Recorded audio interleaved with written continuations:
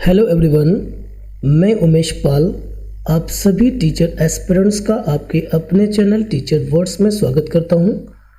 विद्यार्थियों, जैसा कि हम लोगों ने लास्ट टर्न से बाल विकास सीरीज स्टार्ट कर रखी है, तो अभी लास्ट लेक्चर में हम लोगों ने सीखा था कि मनोविज्ञान क्या होता है और वह किन किन क्षेत्रों का अध्ययन करती है।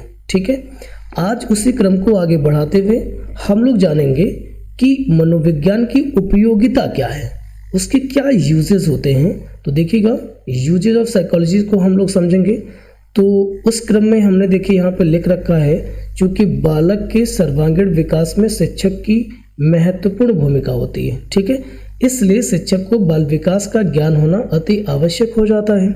तो आपको मैं एक चीज़ और बता दें कि ये जो वर्ड लिखा हुआ ना, सर्वांगीण विकास, इसको थोड़ा सा ध्यान में रखिएगा। हम लोग इसको लास्ट पेज पे करेंगे कि इसको जानेंगे कि मतलब ये सर्वांगीण विकास होती क्या चीज़ है। ठीक है, खैर आगे की बात अगर हम करें तो देख लीजिएगा कि यहाँ पर ये बताया जा रहा है कि शिक्षक की भूमिका जो होती है ये बहुत महत्वपूर्ण हो जाती है, क्योंकि हर विद्यार्थी का सर्वांगीण विकास होना अति आवश्यक है। ठीक है, तो मनोविज्ञान जो हो रही है वो हमारी इन क्षेत्रों में मदद करती है। उसी क्रम में देखिए कि हम एक पॉइंट लेके आए हुए हैं जहाँ पे लिखा हुआ है कि स्वयं को समझना। जो साइकोलॉजी है ये खुद शिक्षक को समझने में मदद करती है कि क्या आप एक अच्छे शिक्षक होने के सभी मानक पूरे करते हैं। क्या आदर्श शिक्षक की विशेषता आपके अंदर है, और एक आदर्श शिक्षक में कौन कौन से गुणों का होना अति आवश्यक है। तो जान लेते हैं। थोड़ा सा 2 मिनट का समय दीजिएगा और मैं आपको बताता हूँ कि एक आदर्श शिक्षक के क्या क्या गुण होने चाहिए। सबसे पहली बात तो ये है कि एक आदर्श शिक्षक के गुण में नंबर 1 के क्रम पे यह आता है कि उसे बाल विकास का ज्ञान होना अति आवश्यक है, क्योंकि बाल विकास जो होगी वो बालक की रुचि, क्षमता, ध्यान और उसके सीखने की शैली को समझने में अध्यापक की मदद करता है। दूसरा पॉइंट ये है कि अध्यापक को अपने विषय का ज्ञान होना अति आवश्यक है। नेक्स्ट पॉइंट ये है कि धीरज होना चाहिए अध्यापक के अंदर, चरित्रवान अध्यापक को होना चाहिए, सहनशील उसको होना चाहिए, अनुशासित होना चाहिए, उसके अंदर कुशल अभिव्यक्ति हो और साथ में विद्यार्थी हित में 24 आवर्स तत्पर रहे। अगर ये सारे गुण एक किसी व्यक्ति के अंदर पाए जाते हैं तो वास्तव में वह एक आदर्श शिक्षक हो सकता है। ठीक है, तो इन सब चीज़ों को समझने में मदद हमारी करती है मनोविज्ञान, इसलिए भी आवश्यक हो जाती है। नेक्स्ट पॉइंट आप देख रहे होंगे कि यहाँ पर हमने लगा रखा है कि विद्यार्थियों को समझने में हमारी मदद करेगी।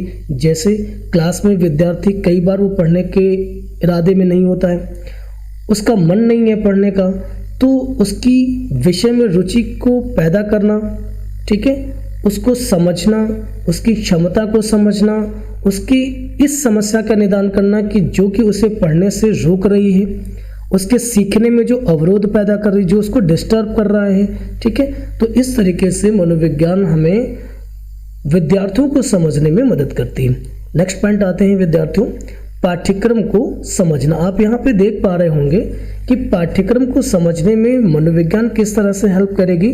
तो भैया, जो करिकुलम होता है, करिकुलम का मेन ये होता है कि विद्यालय परिसर के अंदर कोई भी विद्यार्थी जो कुछ भी कामकाज करता है, सीखता है, खेलता है, रोता है, गिरता है, हंसता है, ये सारा कुछ उसके करिकुलम का हिस्सा होता है। ठीक है, अब करिकुलम जितना पावरफुल होगा, जितना साइकोलॉजिकल होगा, जितना उसे सीखने में मदद कर पा रहा होगा, उतना ही बालक के लिए सुविधाजनक होगा और उसके सर्वांगीण विकास में पाठ्यक्रम भी मदद कर पाएगा। इसलिए पाठ्यक्रम को समझने में मदद करती है मनोविज्ञान। ठीक है, कि किसी भी विषय को पढ़ाए जाने का ढंग क्या होगा, विद्यार्थी किस तरीके से ज़्यादा वो सीख सकता है, इन सब चीज़ों की बात वो कर सकेंगे। नेक्स्ट पॉइंट आते हैं शिक्षण पद्धति। अब नोटिस कीजिएगा, मनोविज्ञान ये बताता है कि किसी भी विषय को पढ़ाए जाने का तरीका क्या हो सकता है, मतलब बेहतरीन प्रोसेस क्या हो सकता है। बेहतरीन मीन्स जिस माध्यम से विद्यार्थी को ज़्यादा से ज़्यादा लाभ हो या ज़्यादा से ज़्यादा सीखने के उसे अवसर उपलब्ध हो सके, इस पर बात करना। ठीक है, जैसे आप सब समझते हो कि खेल विधि से पढ़ाना, ठीक है, और खोज विधि से पढ़ाना, करके सीखने पर बल देना, चाइल्ड सेंटर्ड एजुकेशन की पॉलिसीज़ को किस तरीके से क्लास में अप्लाई किया जाए, प्रोग्रेसिव एजुकेशन को किस तरीके से क्लास में लाया जाए जिससे कि बच्चे ज़्यादा से ज़्यादा सीख सकें। ठीक है, नेक्स्ट पॉइंट आता है मूल्यांकन। तो ये एक बड़ा इम्पॉर्टेंट पॉइंट है। आप देख पा रहे होंगे इस चीज़ को कि मूल्यांकन को अंग्रेजी में कहा जाता है इवैल्यूएशन। ठीक है, इवैल्यूएशन का मीन ये होता है कि देखिए मूल्यांकन जो होता है ना वो वृहद होता है, बड़ा होता है। मतलब आप ये कह सकते हो कि वो उसके दो क्षेत्र होते हैं। मूल्यांकन में आपका शैक्षिक क्षेत्र आता है और गैर शैक्षिक क्षेत्र आता है। ठीक है, आप जो क्लास में बैठ के सीखते हैं औपचारिक रूप से और जो समाज से सीखते हैं, तो आपके सीखने के दौरान जो आपके व्यवहार में परिवर्तन आता है उसका परीक्षण करना ही मूल्यांकन कहलाता है। और यह मूल्यांकन कितना उचित हो रहा है, कितना उपयोगी है, इस बात में हमारी मनोविज्ञान क्या कर रही है, हेल्प कर रही है। नेक्स्ट पॉइंट आ जाते हैं समस्याओं का निदान। ठीक है, तो मनोविज्ञान एक ऐसा विषय है जहाँ पर समस्याओं का निदान इजीली किया जा सकता है, व्यवहारिक किया जा सकता है। जीवन में जो भी कठिनाइयाँ आती हैं, सीखने के दौरान जो भी कठिनाइयाँ विद्यार्थियों को आती हैं, उनका निदान किस तरीके से किया जाए, यह सॉल्यूशन बताने में मनोविज्ञान हमारी मदद करती है। ठीक है, आप देख पा रहे होंगे हमने यहाँ पे एक फिगर भी लगा रखा है जो आपको समझने में थोड़ा सा हेल्प करेगा। खैर, नेक्स्ट पॉइंट आते हैं। सभी स्टूडेंट्स देख पा रहे होंगे कि यहाँ पे हमने एक पिक्चर लगा रखी है, और अगर आप पहचान पा रहे हो तो जो नीचे हमारा राइट हैंड साइड में जो हमारा पिक्चर लगा हुआ है, ये एक मूवी का सीन है। शायद किसी को याद आ रहा हो, मुन्ना भाई MBBS संजय दत्त, और बहुत पॉपुलर मूवी रही है।